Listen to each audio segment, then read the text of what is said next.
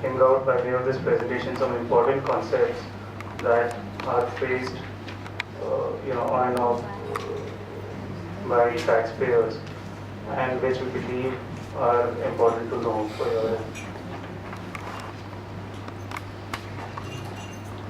The first decision that we are going to discuss is Global Vantage, which is a Delhi tribunal decision highlighting one of the important concepts in transfer pricing. The issue here essentially is whether what you receive from the third party, when you transact with the third party, what you receive from the third party, is that important, or the bifurcation between of that revenue between you and your associated enterprise is important. So what happened in this case was Global Vantage India is engaged in providing IT-enabled services to its overseas associated enterprise, and it claims deduction at the tenure of the Act. Now, for benchmarking these IT-enabled services that Global Vantage India provides to its overseas associated enterprise, it considered its associated enterprise as the tested party for analysis. Please note, I'm assuming certain concepts such as tested party, associated enterprise, etc. are all known to us. So, Global Vantage India selected its associated enterprise as the tested party, and having regard to the comparables, concluded in its transfer pricing study that what it shared with its associated enterprise is at arm's length. What happened here was the associated enterprise is essentially engaged in marketing activities, and the work is carried out by Global Vantage India. So the marketing portion was done by the overseas AE, and a portion of the revenue, approximately 90% in this case, was passed on to Global Vantage India. The AE retained approximately 10% for its marketing and licensing efforts. Now, what happened at the TP stage was the transfer pricing officer disapproved of the assessee's methodology of selecting Global Vantage India's associated enterprise as the tested party. And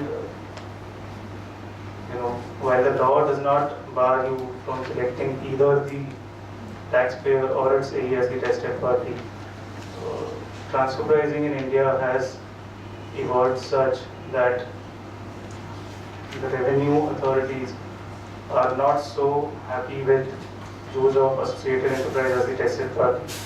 They believe that the conditions there overseas, the comparables that are taken into account, they would not have much information to analyze those, and so they're really not very comfortable approving selection of associated enterprise as the tested party.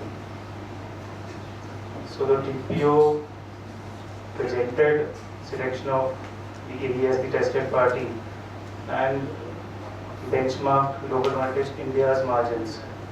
And Global Vantage India, for reasons, due to its bench cost and other high operating expenses, had incurred a loss.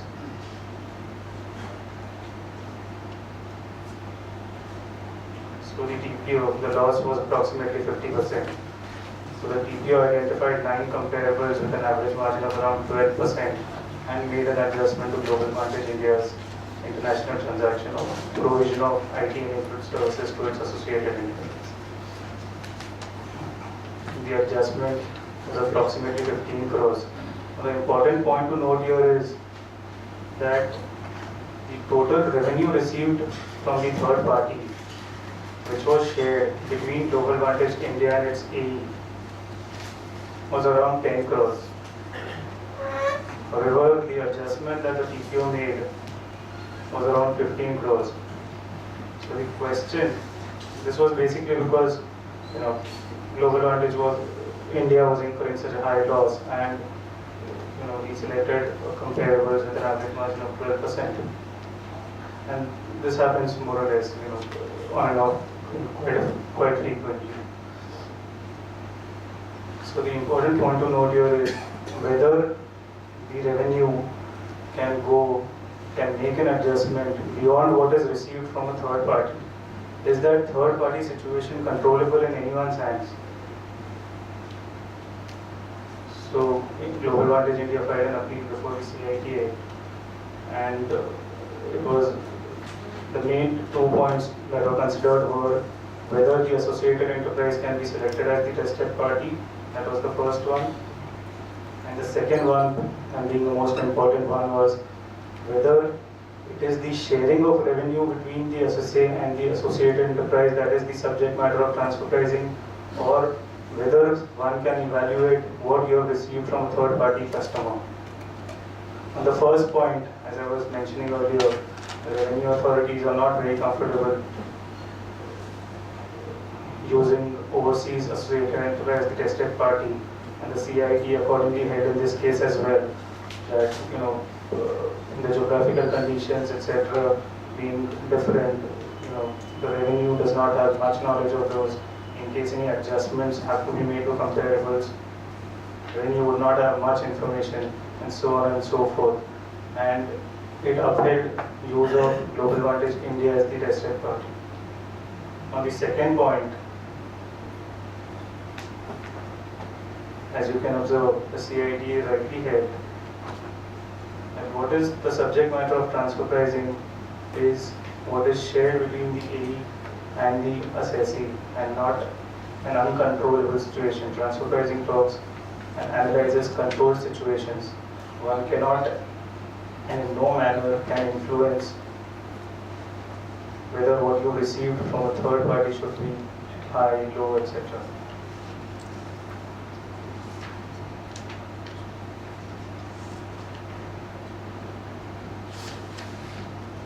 So the CIT appeal said that what really needs to be analyzed is whether what the AE retained for its marketing efforts can be stated to be at arm's length. It said in the worst case, you could say that if 100 is received from the third party customer, India should have received the entire 100. But in no case can you say India should have received 150. So the CITA, and rightfully so, examined as to what the AE should have earned for its marketing efforts from this transaction. There were some reports placed before the CIT on the IT sector which showed that Indian IT companies normally incur for that particular year selling expenses of around 1.5% of their revenues, and this was allowed by the CIT appeals to be paid to the AE, and the balance should come to the SSE.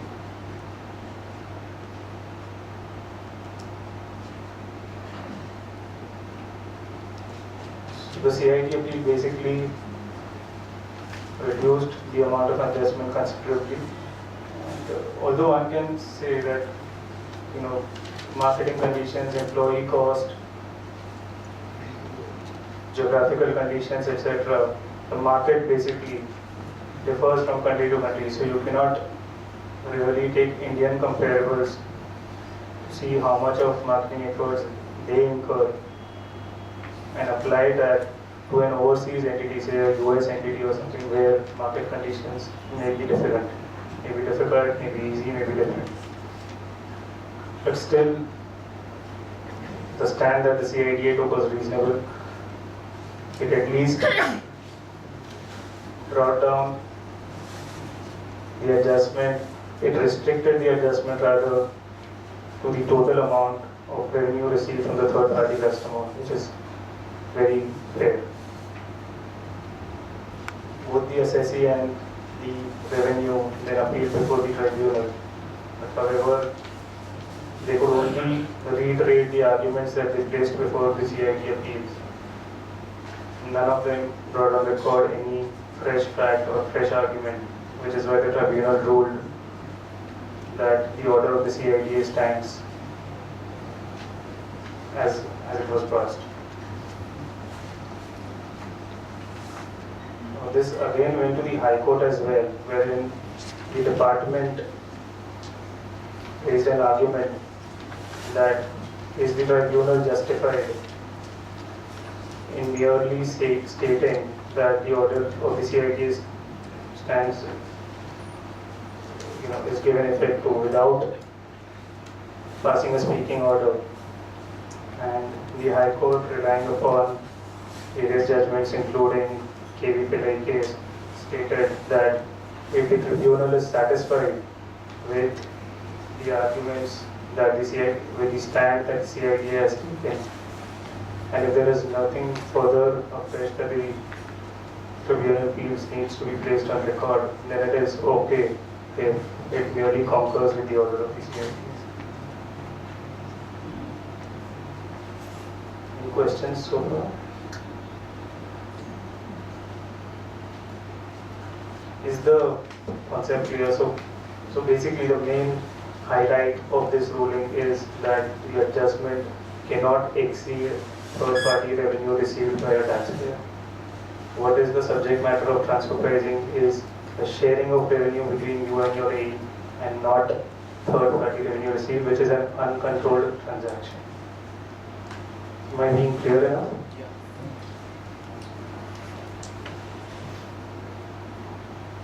Let's move on to the second ruling.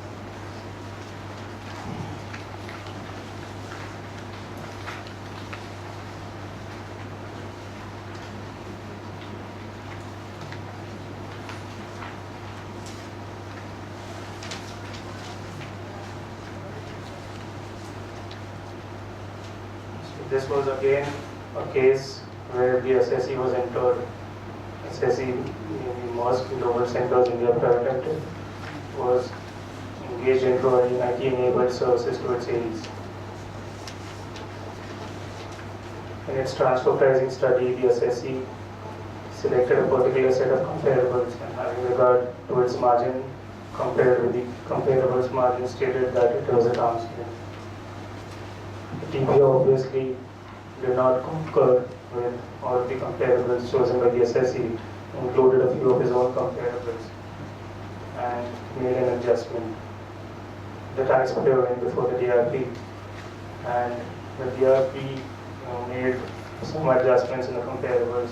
It included a few of the assessee, a few of the TPO, and ultimately arrived at a set with an average margin of around 30%. Now this set included companies providing low-end as well as high-end services, whereas the assessee was typically engaged in providing routine back-office kind of services, not requiring too much of intellectual knowledge, which can be done by a normal person, by a graduate as well. And then a special bench before the tribunal was set up to examine two questions, mainly whether for benchmarking routine back office support services, companies performing high-end services, so in this case, the DRP and the TPO had included companies engaged in providing KPO services as well, which are relatively higher end services requiring much higher application of mind and knowledge. That was the first question. The second one was whether companies earning abnormally high margins can be included in the comparable set.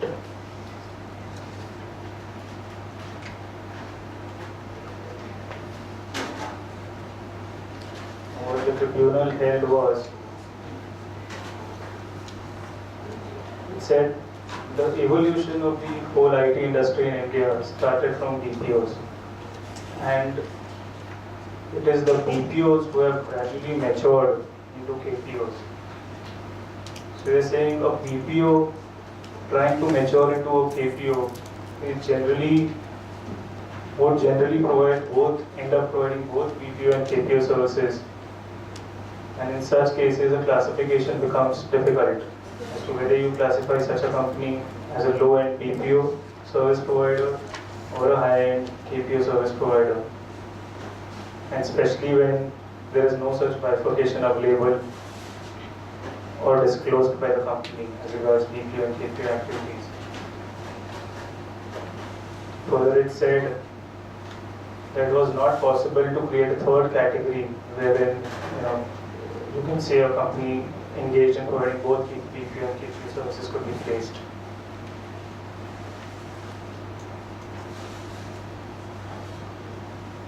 There was a report raised by the taxpayer before the tribunal on the IT sector in India, which said that, which referred to the KPO segment as a growing area, moving beyond simple voice services, suggesting thereby that these such services constituted low-end services of the BPO sector.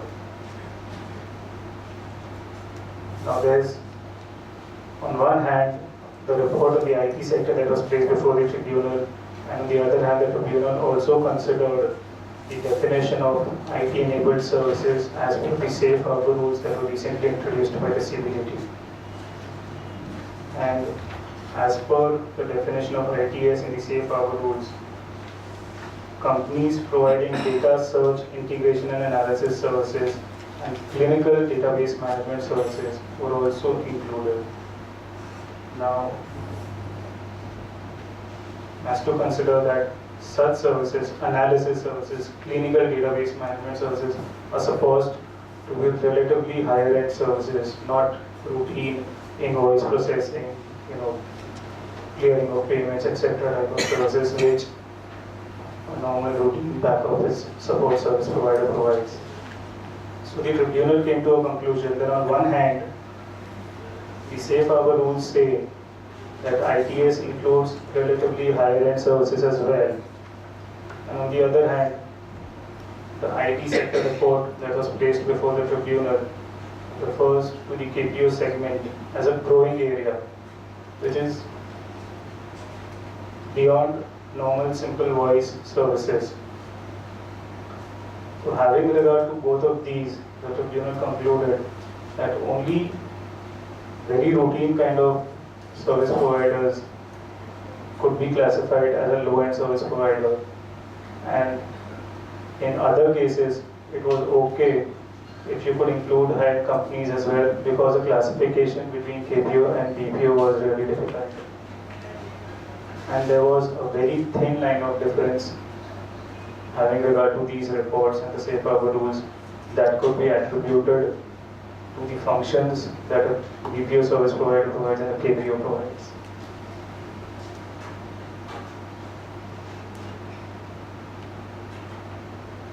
However, the tribunal also said that if in a particular case it is possible to bifurcate the comparables between routine low-end service providers and high-end service providers based on functional mapping, based on evidence available in its financial statements, website, etc., then such a case based on evidence could be considered for inclusion or exclusion in the comparable set. So in this particular case, the tribunal, having regard to the functional profile of Maersk India and the fact that personnel employed by it were mainly of the graduate level, excluded certain companies that provided high-end services.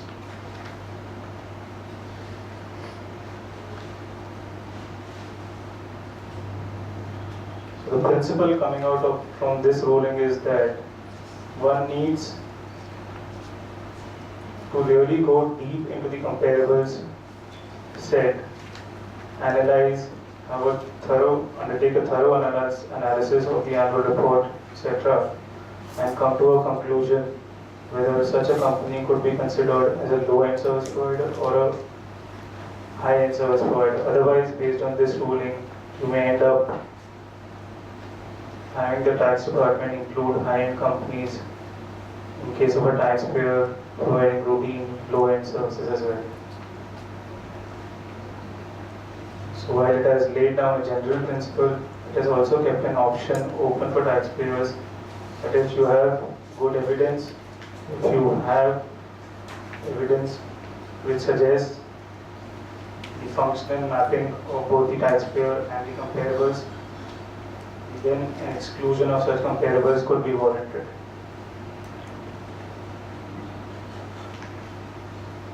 The second question that the tribunal had to address was whether companies earning abnormally high margins could be included in the comparable set. Now, in the software and the ITES sector, you would normally find certain companies earning relatively higher margins. There are companies having margins as high as 50-60%, going up to 70-80% as well.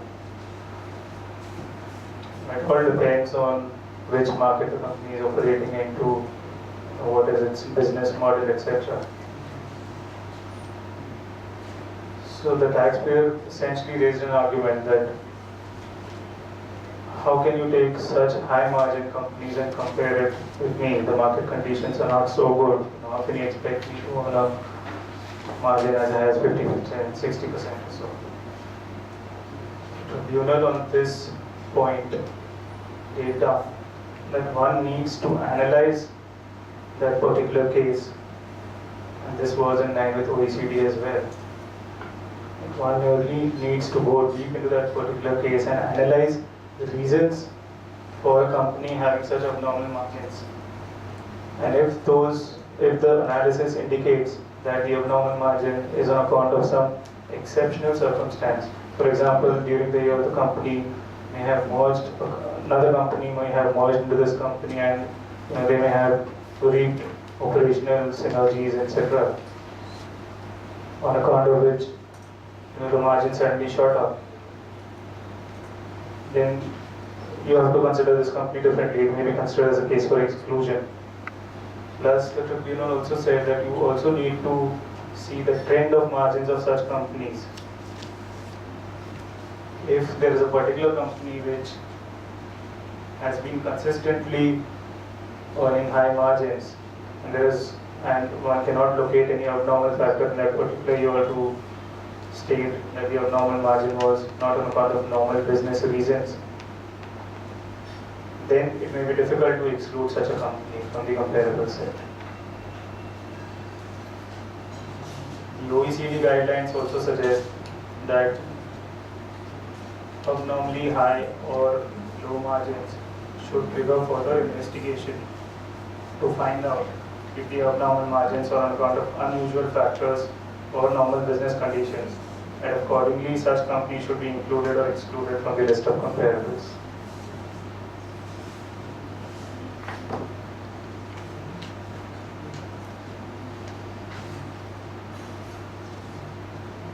There has been a lot of litigation actually going around this, whether to include loss-making companies, high-margin-making companies, etc.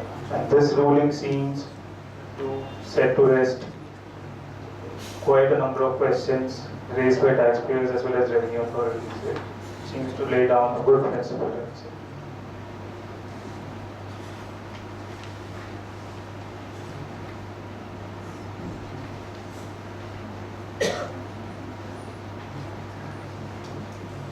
Another point I would just like to mention is that often you come across situations where the best available information that you have for comparable is its annual report on the website. But such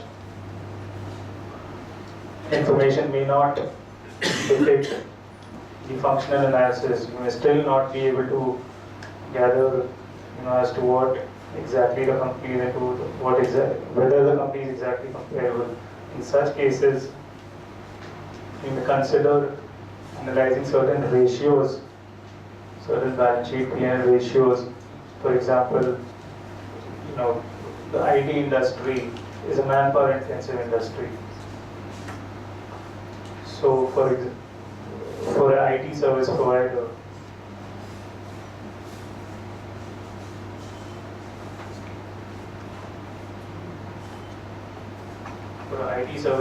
one could consider analyzing what is the taxpayer's employee cost as a percentage of revenue or total cost, and then look at the comparables to examine as to whether their employee cost also is near or more or less equal in the range of the taxpayer this would depict whether it's actually a manpower intensive service provider, or it undertakes certain different functions where availability of manpower, the quality of manpower, etc. is not that relevant. You have to accordingly take a call.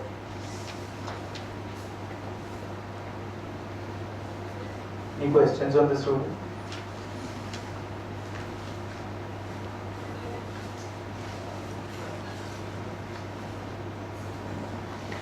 We move on to the third ruling, which is TNS India Private Limited by the Hyderabad Tribunal. This ruling deals with an aspect which is nowadays very commonly being the subject matter of litigation, which is management services, intra-group services basically. Now, most of the multinationals, operating in various jurisdictions, 10 countries, 20 countries, 50 countries, have a business model wherein certain services are provided by a centralized department to achieve efficiencies of scale, to have standardized processes in place, and all this only helps them to operate seamlessly in a global environment. It's necessary for business to have standard practices, ensure that for the same set of things, no two different things are happening at two different places. So in this case as well,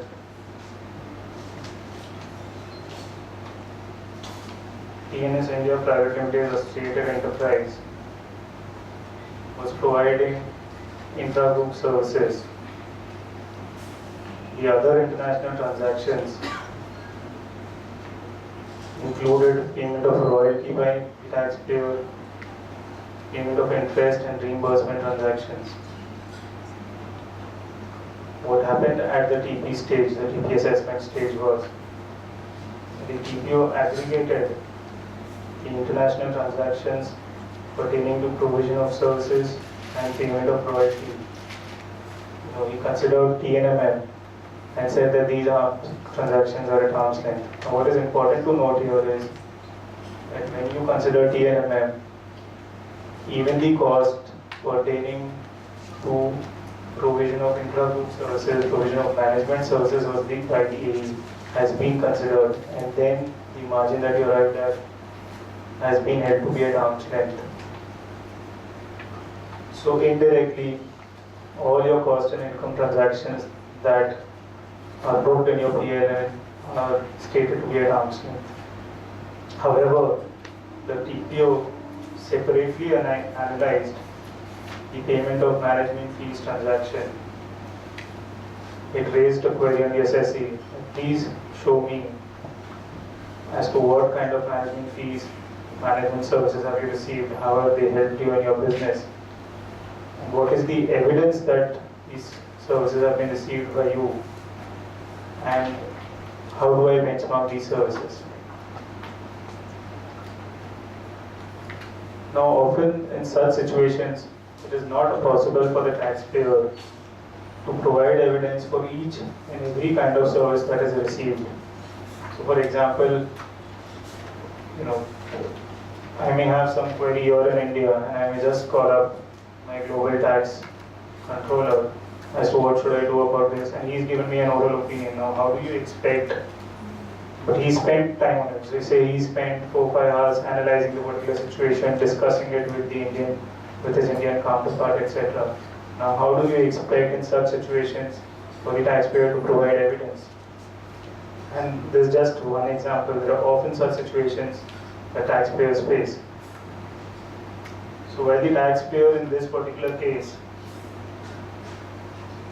provided detailed explanations, etc., as to what services have been received by it and how they benefited it in its business, the TPO ultimately held that no, I'm not satisfied.